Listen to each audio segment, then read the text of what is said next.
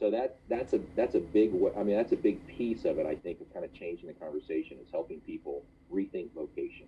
Yeah, that's huge. I mean, so I hear you saying bivocational can potentially further the sacred secular divide that we see so much in ministry, where a guy's he's working Starbucks so that one day he can become a full-time pastor or Right. something like that.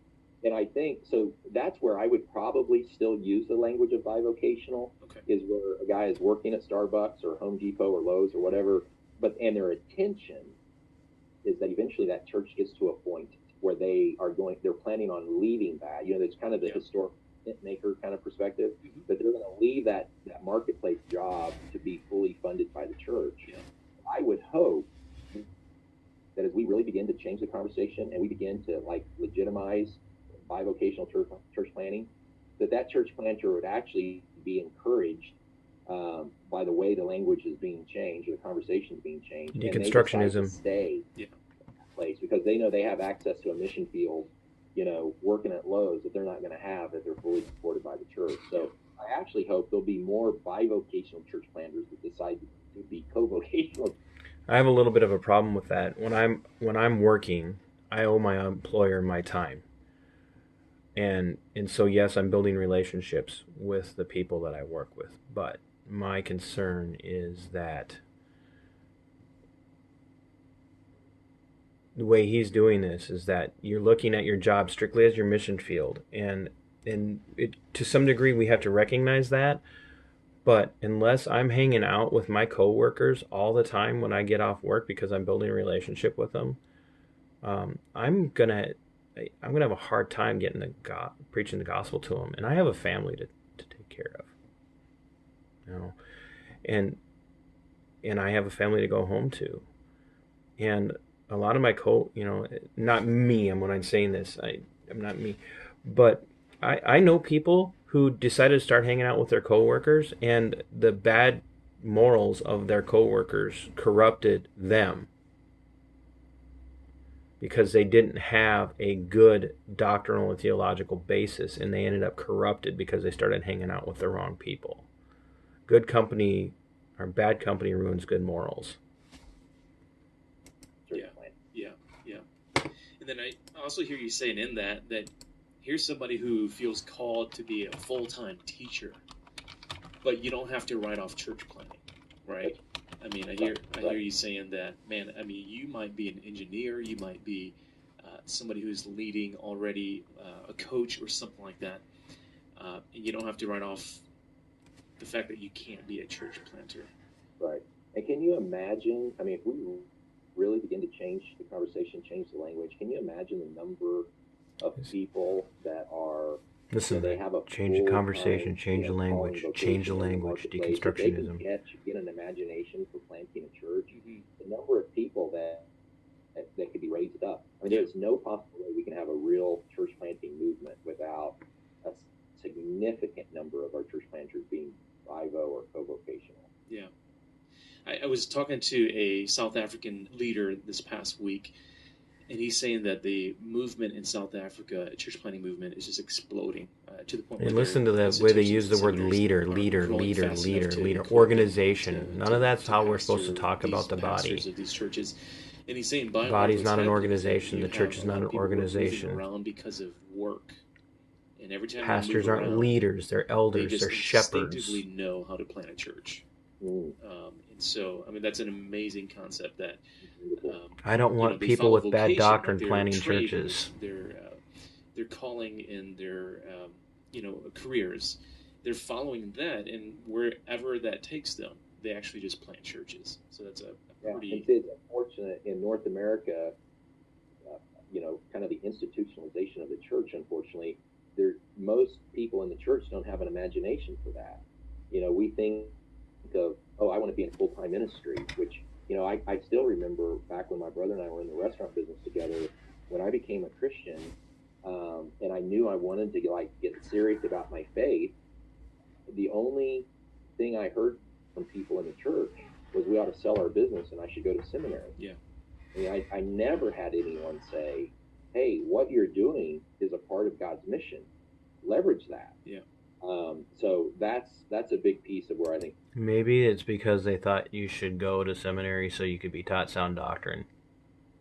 Could be, maybe. I don't know. I don't know what seminary you landed at, but they didn't teach you sound doctrine.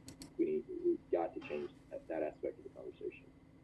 So let's take this to the next step. Let's say, man, we've got a lot of people now that they're awakened to the fact that, yeah, I feel called as a teacher, but I also feel like God's called me to plant a church because I'm in an area where there isn't a church that's reaching this demographic that I'm in.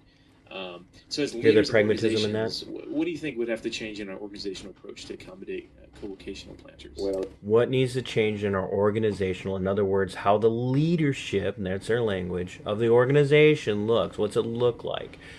And the host is about to say something that Brad Brisco is going to be on board with.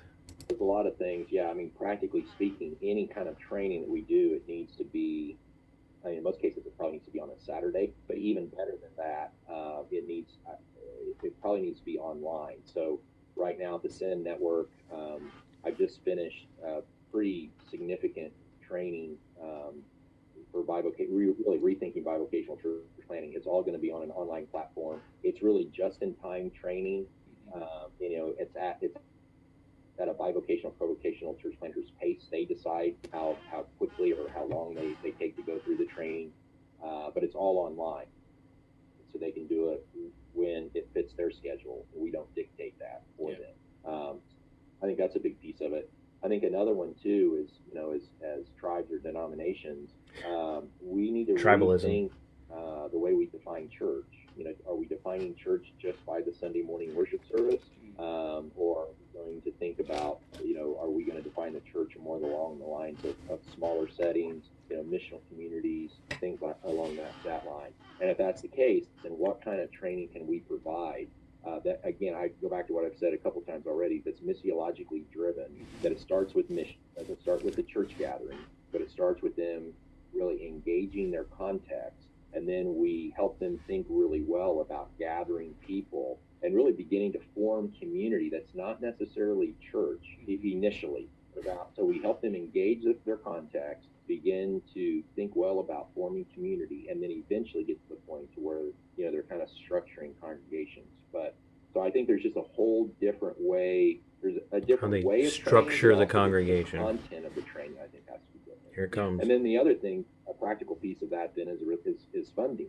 That we don't fund bivo or co-vocational church planters, or at least not up front. There may be a time down the road, but it's kind of reversed funding. So we normally always fund our planters up front, and then unfortunately 2 or 3 years down the road, when funding starts to dry up, they either, unfortunately, the really bad case is they decide they can't make it, so they shut the church down, or they realize that they've got to start getting Christians involved in their church plant, or it's not going to be sustainable. Oh no! To actually give. They brought Christians into their church plant. Unchurched or de-churched people. Notice that he just said, now we have to bring Christians into our church plant. That's because the church is for the believers. So this entire premise up to this point is bring unbelievers into the church. You can't. So all of this talk that the church isn't just a Sunday morning gathering, but to bring people into the church is made up of believers, and he just revolted against the idea that you bring Christians in to help support the church. That aren't necessarily always good at giving. So I think all of this will also change our funding model. That the funding will go for salary support, but the funding, if there is, it'll go to help them, engage in mission in different ways. And I'd imagine it would change the structure of your team. See that? It would probably imagine it's going to change the structure of your team. Probably be a bit more co-led. Co-led. Because, I can see a guy who was working a full-time job or a gal working a full-time or job, gal being able to lead the vision, pastor the church. Yeah, lead the vision and pastor the church. Hear that? You hear that? There's that deconstructionism. There's that Gramscian theory in there. Here's the host said that a man or a woman should be co-leaders, pastors, that's translated pastors and elders. And listen, Brisco doesn't balk at this. He doesn't rebuke it. That he should. If he's against it, he should say, well, wait a minute. No. We don't have female pastors. Disciple people. I mean, you would really need to have co-leadership. Co-leadership. Yeah, and in fact, I think that's a big advantage of bivocational church planting. Hear that? Actually, out of necessity, you have to have a shared, mutual, common type of leadership. Sometimes we call it roundtable leadership. Hear that? I've got a friend who calls it polycentric leadership, but it's a mutuality. It's a leadership. Yeah, I think you hit the nail on the head, Daniel. He agrees. Necessity.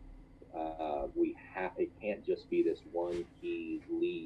We need a lead out from a team, including women. That's another pastors. That's actually an advantage. And I would say this is probably a little idealistic, but I would say in a perfect world, the way I'd like to see these churches planted is that there's a church planter or a church planting couple that are engaged in the marketplace. They have full-time vocations, and then they discover one or two or three other church planters or church planting couples that do the same thing. This is Brad Brisco. They're planting that church. So, I mean, if that were the case, think if you had 3 or 4 couples and they could each give 8, 10, 12 hours a week towards a church plant. Think of all the missionary opportunities just those couples would have in and through their vocation. That's the problem. And also think of the financial resources that would be available for mission and ministry if those resources didn't have to be used to financially support the church planter. Brad Brisco has no problem with women being elders.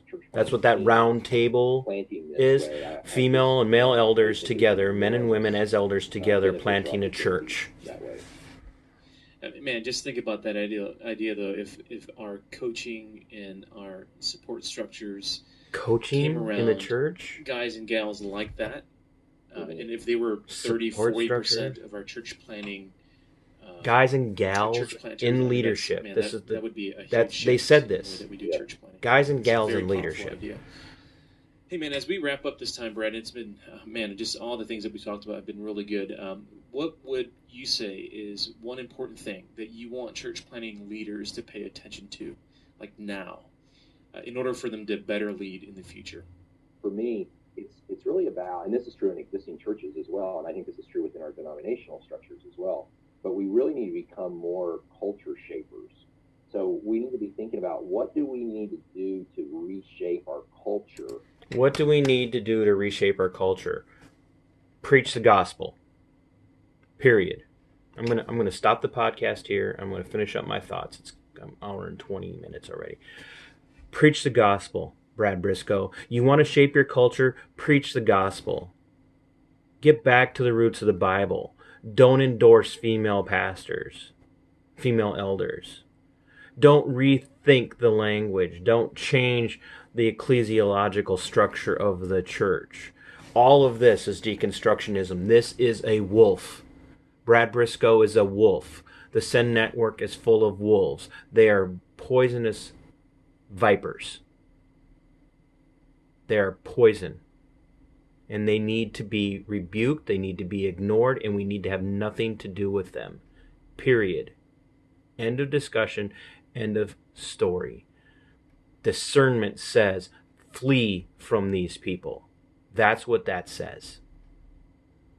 These people are dangerous, and we don't need to be having anything to do with them. End of story. The Send Network is full of social Marxist, Gramscian Theory embracing deconstructionists who have as their goal to plant little pod people churches all over the country that teach this filth. They have no desire in glorifying God, not the God of Scripture.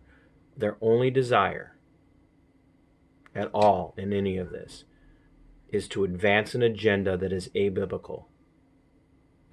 They are divisive and factious people, and they should be rebuked and rejected. And no, I do not believe them to be Christian, because they don't use Christian language. They use the language of the world. They are dangerous.